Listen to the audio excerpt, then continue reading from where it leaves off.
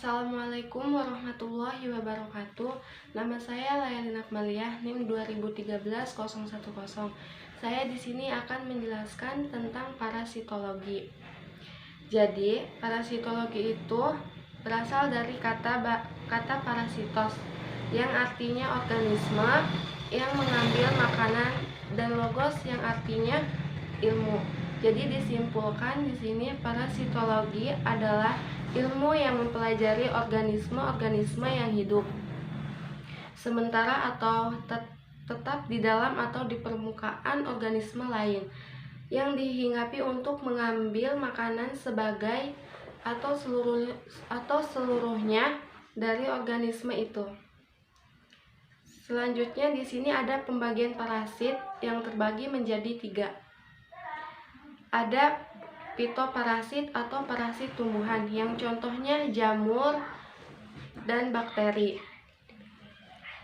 Zooparasit atau parasit hewan. Di sini contohnya protozoa dan metazoa. Yang terakhir di sini Ciprochatea dan virus. Selanjutnya di sini ada daur hidup parasit. Jadi, kenapa kita mempelajari tentang daur hidup parasit? Kepentingannya adalah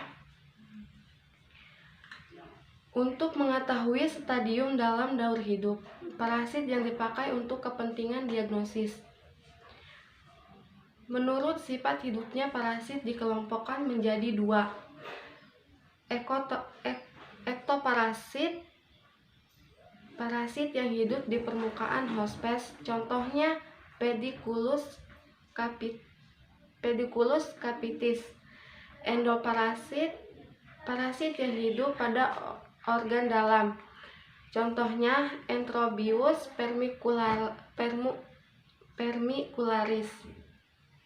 Di sini ada menurut keperluan akan hospes. Jadi di sini parasit obligat. Parasit yang selalu membutuhkan hospes akan mati jika tak ada hospes, yang contohnya cacing perut. Selanjutnya parasit fakulatif. Jadi parasit yang hidup dengan mengambil makanan pada hospes tertentu tetapi juga dapat hidup tanpa hospes, contohnya nyamuk. Selanjutnya menurut jenis hospes yang dihinggapi. Ada 2 parasit. Parasit monoksen. Jadi parasit yang tinggal pada satu jenis hospes, yang contohnya Ascaris lumbricoides. Parasit poliksen yang parasit yang ditemukan pada lebih satu jenis hospes, contohnya Toxoplasma gondii. Selanjutnya di sini ada menurut lamanya hidup pada hospes. Terbagi menjadi 2. Parasit permanen. Parasit yang menetap pada hospes tertentu, contohnya Ascaris lumbricoides. Parasit temporer. Parasit yang sewaktu-waktu menghinggapi hospesnya, contohnya sengkentit nyamuk. Di sini ada hospes. Menurut macamnya hospes dapat dibagi menjadi 4. Hospes definitif. Hospes tempat parasit hidup, tumbuh menjadi dewasa dan berkembang biak secara seksual. Hospes perantara. Hospes tempat parasit tumbuhan menjadi bentuk infektif yang siap ditularkan ke manusia. Hospes reservoir. Hewan yang mengandung parasit dan merupakan sumber infeksi bagi manusia. Hospes paratenik. Hewan yang mengandung stadium infektif parasit tanpa menjadi dewasa, dan stadium ini akan dewasa jika ditularkan pada hospes definitif.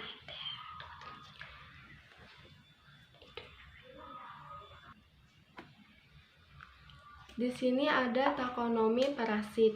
Cara penulisannya, nama parasit diatur dalam internasional.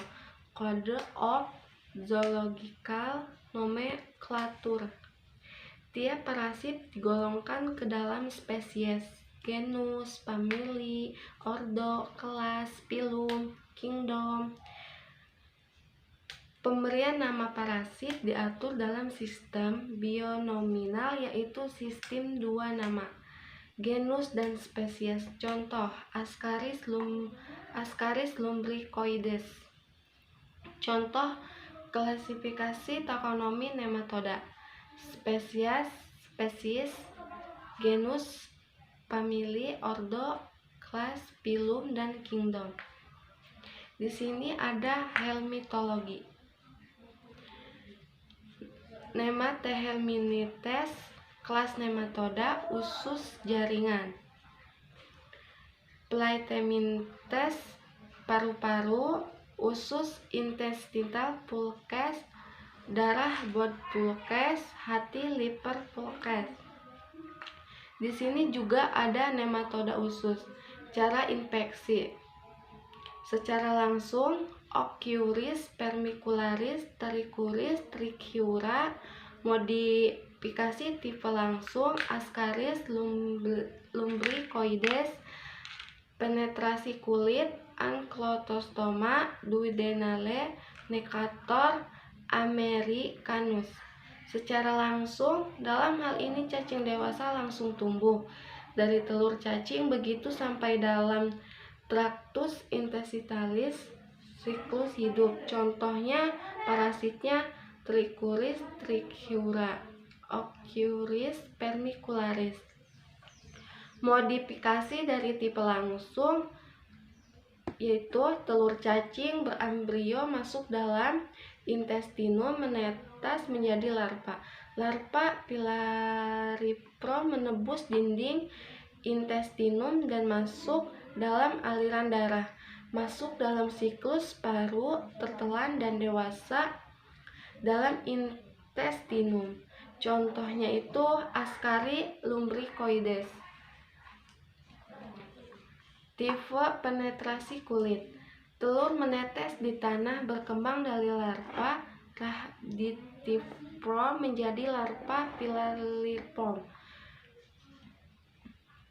atau soil transmitted helminths menembus pori-pori kulit manusia, atau Creeping Auropotinos ground S, pembuluh darah siklus paru, tertelan dewasa dalam usus. Contohnya itu Ankylostoma duodenal dan Necator americanus.